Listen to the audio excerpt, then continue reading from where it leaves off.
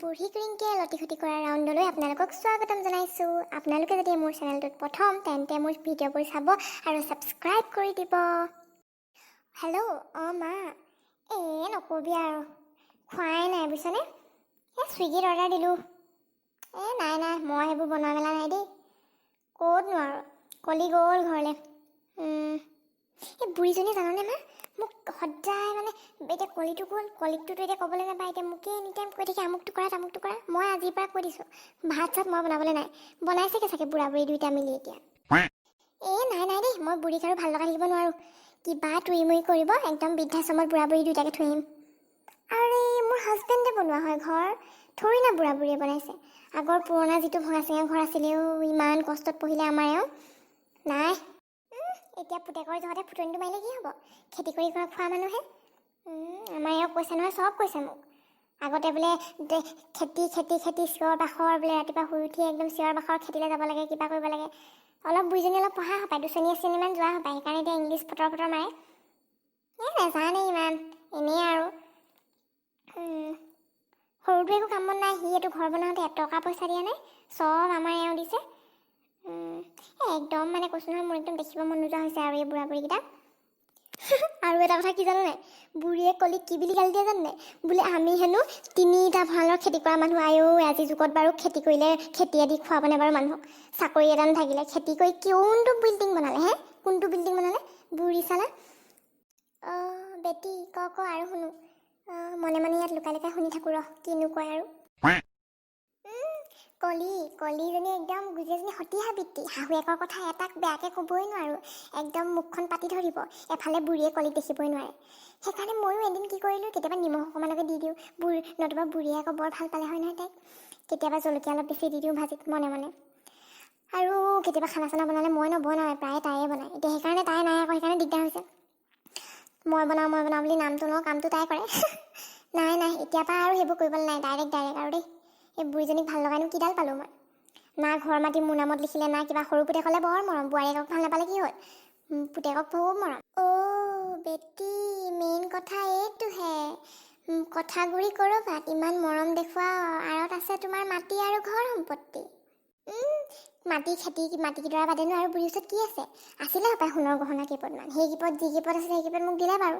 বাকী মাটি বাৰীবোৰ এতিয়া বেচা হ'লে বহুত পইচা পালোঁ হয়। খেতিটোতো এইবিলাকত কৰিব নোৱাৰিয়ে, বেচা হোৱালে এই ৰাস্তাৰ কিনাৰৰ মাটি মা বুজিছনে, পইচা কিন্তু হ'ল হয়। আৰু কি মাটি লাগে ন?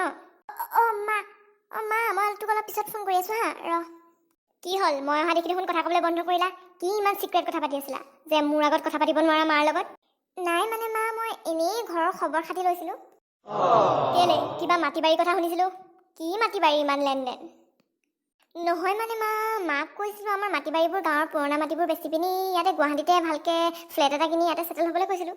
তোমাৰ মাৰ গাঁৱৰ মাটি বেচি পিনি ফ্লেট ল'বলৈ বিচাৰিছা নে আমাৰ ঘৰৰ মাটি সম্পত্তিবোৰ বেচি মাৰাক ফ্লেট দিম বুলি ভাবিছা? হিচাপ মতে মোৰ 2টাই সন্তান, কিন্তু 2টাই সমানেই ভাগ পাব। কিন্তু যদিহে মই জীয়াই থকাৰ অৱস্থাত যদি কোনোবা ইটো সিটো অলপ যদি তুই মুই কৰে, চিধা কাকো এক চিকুট মাটি মই দিবলৈ নাই, চিধা নিলাম কৰিম। মনত ৰাখিলে ভাল এইটো কথা তুমিও। বুঢ়ী, যেতিয়া মোৰ আচল ৰূপটো গম পালিয়েই, তেতিয়াহ'লে তয়ো এটা কথা মনত ৰখাটো ভাল যে এইটো মোৰ হাজবেণ্ডে বনোৱা ঘৰ, গতিকে তোতকৈ বেছি মোৰ অধিকাৰ এইটো ঘৰৰ ওপৰত, বুজিলি? তই যে যোনটো হাজবেণ্ড বুলি ফুটনি মাৰিছ, তই সেইটো কাৰ পৰা পালি? এই আমুকে জন্ম নিদিয়া হ'লে তই সেইটো ক'ৰ পৰেৰে পালি হয়? সেইটো পৰেৰে পালি হয় নি? আৰু জহনী জাতি, মেইন কলি তই, আমাৰ ঘৰখনৰ কলি তই। খাবলৈ আহিলি ঘৰখন, ইমান ফুল কোমলীয়া যেন জোনটিক মই কলি বুলি ইমান তাইক দিলোঁ, দুখ ইমান দিলোঁ।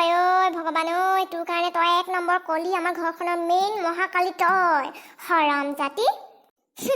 এতিয়া সেইবোৰ হৈ যোৱা কথাবিলাক আৰু এতিয়া উলিয়াই থাকি লাভ নাই বুঢ়ী। যিমানে গালি নাপাওঁ লাগিলে, যোনটি এটা মাত নেমাতে, কলি বুলি ইমান গালি দিওঁ। মেইন তই আমাৰ ঘৰখন ভাঙিবলৈ আহিলি আৰু খাবলৈ আহিলি তই, বুজিছনে? এইখন ঘৰ মোৰ মতে চলিব, বুজিলি বুঢ়ী? তোৰ ইয়াত শাসন নহয়, যিহেতু মোৰ হাজবেণ্ডে বনাইছে। মই যদি বিচাৰোঁ তোক এতিয়াই বাহিৰ কৰিব পাৰোঁ ঘৰ, বুজিছ? কলিও ইয়াত ঘৰ বনোৱা নাই। কলি মতাটো তোৰ সৰু পিতেৰে, একো কাম বন নাই। সি কোনোবা কোম্পেনী এটাত পাই নিজৰ ঘৈণীয়েকক পেটটো যেন তেনে চলাব পাৰে। এইটো চব মোৰ মানুহটোৱে বনোৱা, গতিকে এইটোত মোৰ অধিকাৰ, মোৰ শাসন চলিব, বুজিছ? মনত ৰাখিবি আজিৰ পৰা। চাওঁচোন কোনে মোক এই ঘৰখনৰ পৰা উলিয়াই। এই বুঢ়ীজনীৰ পৰা মানে শান্তি নাই, কেনেকৈ জানো আহি শুনি থাকে, জোপ লৈ আছিলে চাগে।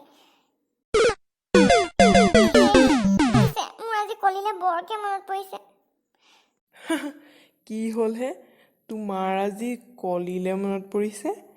ইমান মৰমৰ বোৱাৰীজনী থাকোঁতে আকৌ কলিলে কি হ'ল তোমাৰ? হেৰি, মোৰ ভুল হৈ গ'ল বুজিছেনে? জোনটিক মই ইমান অত্যাচাৰ কৰিলোঁ, তাই মুখেৰে মাত এটা নামাতিলে। আৰু এইজনী ৰিংকিজনীক ইমান মৰম কৰিলোঁ, তাই সাপ হৈ মোক খুটিলে বুজিছেনে? কোনে সাপ হৈ খুটিলে, কোনে বেজ হৈ জাৰিলে, এইবোৰ তুমি বুজি পোৱা হৈ গ'লা নেকি?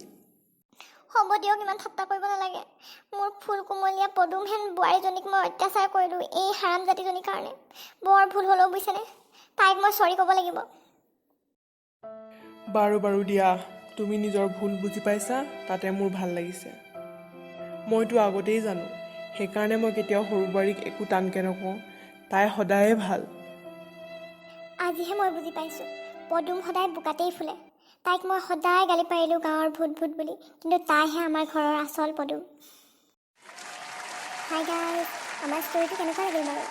কিবা কিবি বুদ্ধি ভাৰাষা কৰি বুঢ়ী আৰু কলিক আমাৰ ঘৰখনৰ পৰা খেদিলোঁ। শান্তি এতিয়া বুজিছেনে? মানুহজন নামানে, লাষ্টত গৈ মানিলেগৈ। বুঢ়া বুঢ়ী কলিৰ মানুহটো খেদি দিলোঁ। নাই, সিহঁতৰ লগত টাৰ্মছ নাই, আৰু আমাৰ সম্পত্তি আমি আধা ভাগ লৈ ল'লোঁ। এতিয়া মই মোৰ হাজবেণ্ডৰ লগত একদম বিন্দাছ আছোঁ। ইমান ভালকৈ আছোঁ, এই বুঢ়াকেইটা একদম মূৰৰ এটা বোজা হৈ আছিল, এতিয়া একদম ৰিলেক্স। আজিলৈ আহোঁ, বাই বাই, গুড নাইট। বন্ধু বান্ধৱীসকল, আপোনালোকেতো গম পালেই, ৰিংকিয়ে বুঢ়া বুঢ়ী আৰু কলিক খেদিলে।